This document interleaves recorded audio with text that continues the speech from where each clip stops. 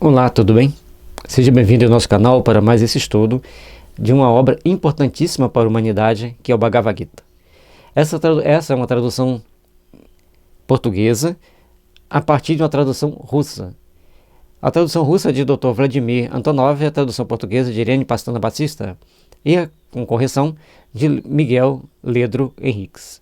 Então nós vamos procurar fazer esse estudo, dentro do possível, entender a mensagem espiritualista que tem nos textos, mostrando como entender a palavra da espiritualidade, não da humanidade, como muitas das vezes a gente procura entender os escritos. Cada um de nós vamos passando por entendimentos, aperfeiçoamento do nosso conhecimento ao longo das nossas existências.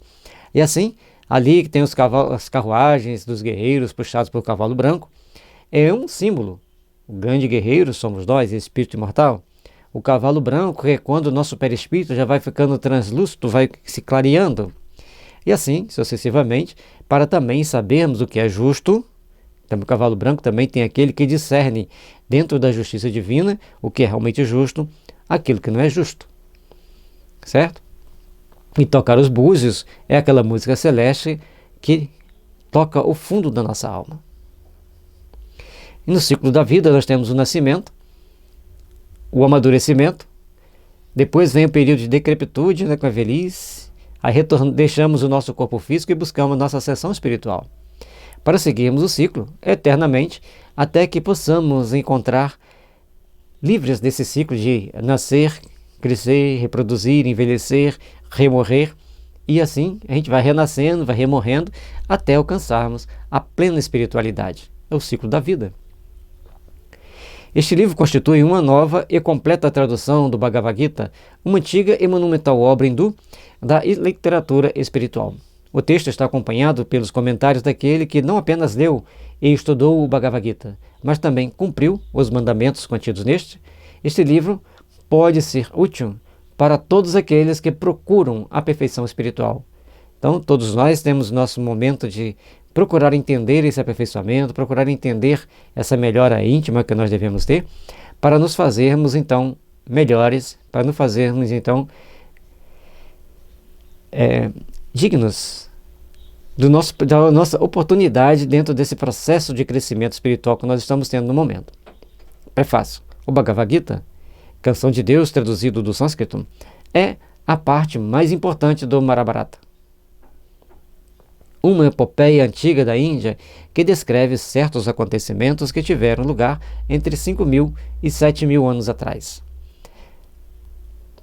Os acontecimentos aqui desse encontro de Krishna com Arjuna fica datado entre 5 e 7.000 anos atrás, então bem antes de Cristo, e também bem antes de Buda, que Buda foi 2.500 anos atrás. E Buda já pegou esse trabalho já feito, né? Ele simplesmente aplicava o que estava aqui. Então, o Bhagavad Gita também pode ser traduzido como canção celestial. A palavra Deus, ou Divos, provém do proto-indo-europeu Deivos, que significa celestial ou brilhante. Então, essa nota é importante porque normalmente a gente fala Deus como uma entidade e a gente quer transformar Deus em um homem barbudo, velho, que fica lá tomando conta das pessoas. Mas, na realidade, Deus é muito além disso. Deus vai ser uma energia celestial brilhante que tudo envolve, que tudo permeia. O Bhagavad Gita é uma grande obra filosófica que desempenhou o mesmo papel na história da Índia que o Novo Testamento nos países da cultura europeia. Ambos os livros proclamam poderosamente o princípio do amor, que é o Bhakti, ou Bhakti, né? Como a base do autodesenvolvimento espiritual do ser humano. O Bhagavad Gita também nos apresenta uma concepção integral sobre os problemas fundamentais da filosofia, tais como: o que é o ser humano? O que é Deus? Em que consiste o significado da vida humana? E quais são os princípios da sua evolução? Portanto, essas questões que nós temos que sempre buscar o que é o ser humano. Nós estamos aqui com que finalidade? Podemos entender o ser humano, então, como uma dualidade. O corpo físico, que nós vemos, tocamos, sentimos, e o corpo espiritual, muito bem descrito por Barbara M. Brennan no livro Mãos de Luz, que vai mostrando para a gente que é um uma entidade sutil, extremamente complexa e fundamental para manter a nossa saúde e a nossa vida. Mas para manter a nossa saúde e a nossa vida, essa entidade, esse ser sutil, sublime, ele tem que estar em perfeita harmonia com as leis divinas, ou ser ajudado para entrar nesse processo de harmonia com as leis divinas. E Deus, com uma suprema inteligência, supremo conhecimento, suprema perfeição do universo, é um ser, ou seja, uma energia que tudo envolve, que tudo permeia e que dá vida a tudo que existe. Portanto, todo o significado da nossa vida aqui na Terra é buscarmos transcender a matéria, porque somos criados simples e ignorantes do princípio de evolução, para irmos crescendo e aperfeiçoando, livrando-nos dos chamados karmas, que é a causa que dá origem aos efeitos que nós passamos aqui em cada existência, para alcançarmos, então, patamares superiores de entendimento. Assim, estamos nos aproximando de Deus e com patamares superiores de entendimento, a gente deixa de cometer certos erros, a gente deixa de cometer certas ações que negligenciem os processos de evolução da Terra. A personagem principal do Bhagavad Gita é Krishna, um Raja indiano e um avatar. Isto é, a encarnação de uma parte do Criador que, através de Krishna, transmitiu às pessoas os grandes preceitos espirituais. As verdades filosóficas são expostas no Bhagavad Gita na forma de um diálogo entre Krishna e seu amigo Arjuna, antes de uma batalha. Então aqui no Bhagavad Gita ele considera que Krishna está reencarnado. Está encarnado no corpo físico e que Arjuna está numa luta, numa batalha, e o Krishna está ali do lado dele para impulsioná-lo para a vitória. Muitas das vezes nós vamos procurar entender Krishna como sendo uma entidade espiritual falando com Arjuna através da sua evidência, da sua clareaudiência, esclarecendo a ele das lutas íntimas que ele tinha que enfrentar. Aí vai ganhar mais sentidos para nós. Mas de todo jeito, se Krishna estava encarnado conversando com Arjuna, ele estava colocando as parábolas para que a gente parasse para pensar e refletir na importância e na grandeza de sermos obedientes a Deus, obedientes aos processos da inteligência da lei que nos conduzem para o nosso aperfeiçoamento. Arjuna prepara-se para esta durante muito tempo. No entanto, ao encontrar-se de frente com os guerreiros do exército inimigo, reconheceu neles os seus próprios parentes e antigos amigos, pelo que, influenciado por Krishna, começou a duvidar sobre o seu direito de participar naquela batalha e partilhou as suas dúvidas com ele. Olha que interessante. Ele está lá preparado para uma grande guerra, para uma grande luta, mas quando ele vê o exército adversário, estavam lá todos os parentes deles e os antigos amigos. E aí é que a gente vem ter a grande chave para a nossa transformação do entendimento. Quando nós vamos procurar, então, ver, perceber, entender, muito além das coisas materiais, as essências espirituais. Krishna respondeu dizendo-lhe: vê quantas pessoas se reuniram aqui para dar as suas vidas por ti. E a batalha já é, na verdade, inevitável. Aí quando você parte para uma guerra como essa, para uma luta como essa, vai chegar um momento que vai ser inevitável uma grande batalha, uma grande luta, para essa grande transformação que todos nós precisamos empreender.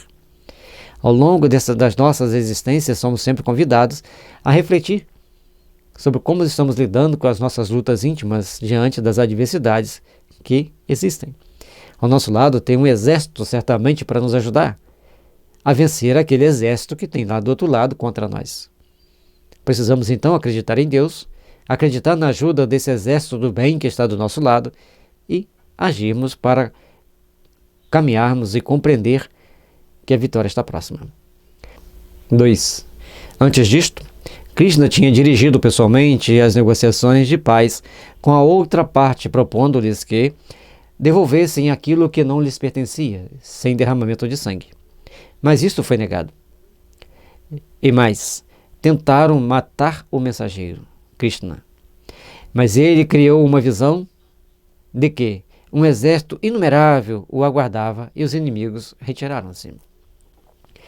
sempre que você for tentar lutar contra Krishna, ou seja, a suprema consciência divina, um exército inumerável, invisível muitas das vezes, mas plenamente perceptível para o seu adversário, se forma em sua proteção.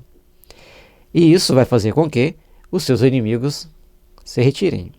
Portanto, quando nós estamos buscando sintonizar com a suprema consciência, com a essência que nós carregamos conosco, lembremos que tem um exército de amigos espirituais, protetores, enfim, uma infinidade de espíritos do bem que vão nos proteger para fazer com que nós possamos vencer aqueles espíritos ainda atrasados. Não são entidades do mal, mas são espíritos atrasados, que querem nos junto deles, nas suas festas, nas suas comemorações, enfim, partícipes das suas ações do dia a dia. É necessário, então, começarmos a entender a necessidade de abrirmos nos corações e as mentes para o resplandecer de um novo dia, de uma nova realização, de um novo amanhã, sempre prenhe de luz e de bênçãos para cada um de nós, que estivermos realmente convictos do objetivo a alcançar, que é a plenitude do nosso ser. Como podes tu, quem trouxe essas pessoas para morrer, abandoná-las no último momento? És um guerreiro profissional e tomaste as armas, por isso luta pela causa justa. E compreende que a vida de cada um de nós no corpo é só um momento da verdadeira vida. O ser humano não é o corpo e não morre com a morte do seu corpo. Nesse sentido, nada pode matar e nada pode ser morto. Eis a grande missão que nós temos que entender aqui na Terra. O nosso corpo é apenas um momento diante da eternidade. Nada pode matar a nossa essência, nada pode ser morto, porque só é morto aquilo que já é morto. Apenas há um desligamento do corpo físico da essência espiritual e ela alça seus voos, desde que estejamos com a consciência tranquila e que não provoquemos esse libertar por um ato deliberado da nossa vontade. Mas saibamos que na luta do dia a dia, na luta da vida, nós temos que encarar todas as situações com amor e com responsabilidade, porque alcançaremos patamares superiores sempre que a misericórdia divina e a bênção divina envolver nossos corações.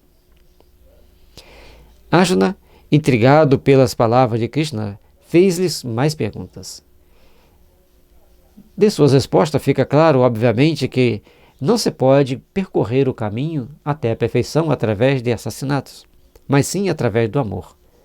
Amor que pode ser desenvolvido primeiro pelos aspectos manifestados de Deus absoluto e depois pelo próprio Criador. É uma crença indiana que nós somos deuses e devemos expressar Deus através de nossos atos. A doutrina espírita não nega isso, mas apenas nos mostra que nós somos seres perfectíveis em uma longa caminhada para alcançarmos a perfeição. E somos sempre a manifestação de Deus, sim, porque somos seus filhos e estamos aqui para aprender a amar, aprender o caminho que nos leva à perfeição. E esse caminho é um caminho de sacrifícios, não de sacrifício de levar alguma oferenda ao altar, mas de fazer a caridade, procurar compreender o outro, procurar ser solidário, ter compaixão e agir com bastante discernimento para não cometermos erros éticos e morais que comprometam a nossa essência espiritual e nos tolha de alcançarmos patamares superiores de evolução. As respostas de Krishna formam a essência do Bhagavad Gita, um dos maiores livros que existe pela profundidade de sua sabedoria e pela amplitude dos problemas fundamentais cobertos. Então, Krishna trouxe para a Índia um livro fundamental para que eles pudessem entender essa sabedoria, essa amplitude dos problemas fundamentais que nós temos aqui na Terra. E a partir do momento que a gente compreende esses problemas, que a gente começa a dar os passos à frente para a nossa evolução, para equacionar os problemas e sabermos vivenciá-los dentro do possível com naturalidade, é que nós vamos sermos perfeitos, alcançar a natureza íntima de Deus para conseguirmos a perfeição tal qual ela deve ser. E aqui o tradutor faz algumas observações, que tem várias traduções do Bhagavad Gita lá na Rússia, mas cada um deles teve uma limitação que ele entende que tenha corrigido. Então são algumas traduções importantes, porque começaram a passar as informações, e certamente, como ele já as havia lido, quando ele pega a original para traduzir, ele já estava bem familiarizado com o assunto e conseguiu então colocar as informações de uma forma mais pura, mais transcendente, mais fiéis ao original. Porque quem vem fazer o trabalho por último, por que Jesus diz os últimos serão os primeiros? Exatamente porque se alguém, vem um faz um trabalho, vem outro faz outro. Então tem 1, 2, 3 trabalhos sobre um assunto. Eu estudo os 3, estudo a origem e faço o meu melhor. Claro, porque já me preparei com aquelas informações escritas pelos meus antecessores. Então os antecessores de um trabalho gigante como esse, traduzir um livro tão importante, é fundamental e nós temos que respeitar e valorizar. E lógico que ele colocou aqui onde tinha as falhas, para que a gente possa entender então de uma forma mais transcendente os ensinamentos de Krishna no Bhagavad Gita. Os erros mais típicos são, por exemplo, a interpretação da palavra Atma como o menor dos menores, em lugar de o mais súbito do súbito, ou a tradução da palavra Buddhi como a mente suprema, ou o pensamento puro, e outros conceitos semelhantes em vez de a consciência. Só aqueles tradutores que alcançaram os degraus mais altos do yoga poderiam evitar esse tipo de erro. Aqui vos apresentamos uma nova edição do Bhagavad Gita. Então, para que você possa entender a essência, você tem que se elevar.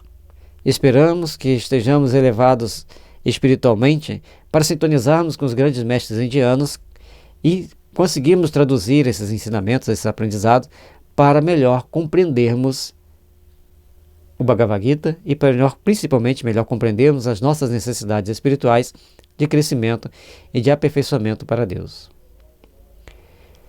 E aqui ele traz para a gente um glossário de termos em sânscrito que vão ser muito importantes para nosso estudo no decorrer das leituras e estudo. Atman, a essência do ser humano, ou por outras palavras, aquela parte do seu organismo multidimensional que se encontra na dimensão espacial mais alta e que deve ser conhecida. Ver mais detalhes em 6.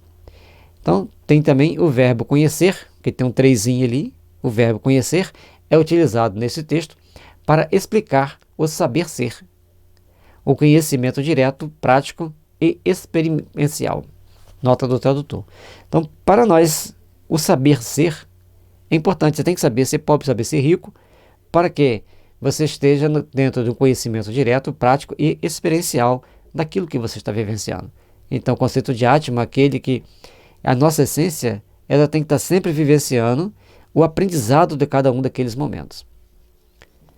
Brahman é o mesmo que Espírito Santo, no conceito nosso. Buddha Yoga, sistema dos métodos para o desenvolvimento da consciência que se segue ao Raja Yoga, ou Yoga, né? Então, para que aquele Buddha Yoga, você vai estar em meditação para ampliar a sua consciência, até que dentro dos conceitos do Raja Yoga, dentro dos ensinamentos do Raja Yoga, para que você possa ascender-se. Varnas, etapas evolutivas do desenvolvimento do ser humano, na sua correspondência ao papel social. Sudras são os serventes. Vaishyas são os comerciantes, camponeses ou artesãos. Kshatriyas são os chefes ou guerreiros. Brahmans, o significado original da palavra, são aqueles que alcançaram o estado de Brahman. Na Índia e alguns outros países, a pertença a uma ou outra Varna era herdado por nascimento, o que foi impugnado por muitos pensadores e negado por Deus. Ver mais adiante o texto.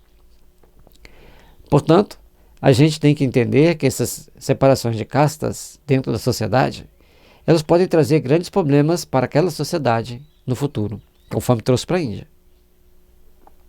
Gunas, combinações de qualidades primariamente no que toca às expressões das almas humanas, existem 3 gunas. Tamas, correspondendo à apatia, ignorância. Rajas, correspondendo à energia, paixão. E Sattva, correspondente à harmonia, pureza. O ser humano, ao evoluir, deve ascender por essas gunas degraus e depois ir ainda mais além. Para isto, é necessário adquirir primeiro as qualidades próprias do guna Rajas e depois da guna Sattva. Então, todos nós estamos no Tamas. Estão nem aí, apático. À medida que a gente vai buscando uma certa energia de paixão, a gente passou pelo Rajas. E quando nós vamos para a Sattva, correspondendo à harmonia, pureza interior, buscando essa harmonia, essa pureza interior, então nós estamos alcançando um degrau superior. Por isso, nós vamos passando por essas qualidades, principalmente a Raja e a Sattva, para alcançarmos a nossa purificação, alcançarmos a nossa expressão máxima de vida. E quando ele tem um 4zinho ali no mais além, mais adiante no texto, pode encontrar detalhes adicionais a este respeito de ir mais além e a transcendência. Guru, mestre espiritual. Dharma, a lei objetiva da vida, o destino e o caminho do ser humano. Coloquei até com uma letra diferente aqui, uma letra um pouco maior, mais viva, que é importantíssima essa informação, é importante nós entendermos que temos que desenvolver um bom Dharma, um bom objetivo de vida, para vivenciarmos bem o nosso destino e sabermos trilhar por caminhos, mesmo estando aqui como ser humano, mas um caminho que nos leva à ascensão e ao aprimoramento como espírito imortal. Indriyas, os tentáculos que estendemos até os objetivos de percepção e reflexão através dos nossos órgãos dos sentidos, assim como através da mente, manas e de buddhi. Então nós temos que estender as nossas percepções baseado no buddhi, que é o nosso corpo físico, e da mente, do manas, irmos percebendo através da mente, percebendo cada vez mais, para alcançarmos plenitudes sempre maiores, plenitudes sempre mais transcendentes, mais objetivas. Ishvara, Deus Pai, o Criador, Alá, tal, no significado taoísta dessa palavra. A consciência primordial, Adi Buda. Então, Ishvara é aquele que criou tudo. Mais uma denominação, lembrando que nós também temos essas denominações dentro do nosso conceito ocidental de religião e de Deus. Yoga, o equivalente sânscrito da palavra latina religião, que pode significar ligação ou união de um ser humano com Deus, ou método para aproximação a Ele. Então, yoga, assim como a religião, é uma forma da gente lidar conosco mesmo para nos aproximar de Deus. No mundo ocidental, normalmente cria-se esse significado através do batismo, da frequência, seu tempo religioso, e para os indianos tem uma série de exercícios que nós devemos procurar fazer. Podemos usar a palavra como A, o caminho e os métodos do desenvolvimento religioso, e B, o estado de união com Deus. Neste caso, esta palavra se escreve-se com maiúscula. Aí nós vamos ver o yoga, quando nós temos aquele método do desenvolvimento religioso, nós vamos nos desenvolvendo como ser humano aqui, buscando a religiosidade, e a outra quando nós queremos essa união com Deus. É importante nós sabermos que para desenvolvermos nos caminhos da vida, tudo bem, mas quando queremos essa ascensão, aí exige uma dedicação maior e diferencial na forma de escrever a palavra. O yoga com letra maiúscula seria você vivenciar as suas atividades diárias dentro do seu processo religioso. Yoga com letra maiúscula seria você alcançar a sua plenitude de percepções. Maya, ilusão divina ou, por outra palavra, o mundo material que nos parece independente, autônomo, existente por si mesmo. Então, quando nós queremos viver ou entender o mundo material como existente por si mesmo, uma coisa autônoma, independente, aí nós estamos no mundo da ilusão, mundo de Maya. Então, os mundos materialistas, as pessoas materialistas estão no mundo de Maya. Manas, quer dizer a mente. Mahatma, o grande Atma, isto é, Uma pessoa que tem uma consciência altamente desenvolvida, uma pessoa evoluidamente matura e sábia. É o grande Mohandas Coracham Gandhi. Então, Mahatma Gandhi, a grande alma dos Gandhis. Uma pessoa que transcendeu em muito o nosso processo de consciência, que transcendeu em muito o nosso processo de vivenciar aqui na Terra. E como tem algumas passagens do Evangelho que Jesus falando para Barrabás para ele perdoar a todos, e tem uma passagem que não está no Evangelho, mas tem um filme que relata o encontro de Jesus e Barrabás, quando Barrabás então convida Jesus para entrar para a sua guerrilha, para o seu exército, e que eles poderiam vencer a todos. E Jesus mostra para ele que sim, ele entraria para o exército dele um dia. Mas o dia que ele soubesse conquistar uma nação pelo amor, pela compaixão, pela não violência. E Gandhi, 1800 e poucos anos depois, renasce, empenha-se em libertar a Índia por extremos atos de amor, renúncia, compaixão, solidariedade e extrema não violência. É importante aqui fazer essa ressalva que eu entendo Mahatma Gandhi como uma reencarnação de Barrabás. Outras pessoas não vão entender, não vão entender e nem vão aceitar. Mas todas as vezes que Jesus dá uma ordem para alguém, essa ordem vai ser cumprida. Ele disse a Pedro: antes que o galo cante, você me negará 3 vezes. Aquele que bota a mão comigo no prato há de me trair. É assim como ele disse para Barrabás que um dia ele iria edificar essa paz transcendente em si e conquistar as almas por essas ações de amor, de paz e de renúncia. Barrabás cumpriu. Certo? Muni quer dizer sábio. Paramatma, o único e supremo Atma divino, o mesmo que Shivara. Então, Paramatma, aquilo que está acima, o supremo divino, a divina alma, a divina essência, o ser único, também chamado de Shivara. Prakriti, a matéria cósmica, o sentido geral.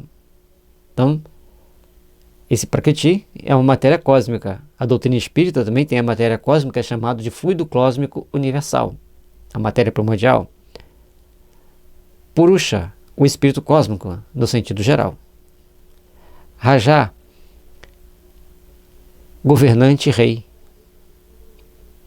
Então, Raja é o mesmo que Faraó para os egípcios, para rei, para governante, para nós no Ocidente. Rishi, sábio. E assim, a gente vai procurar compreender, estudar.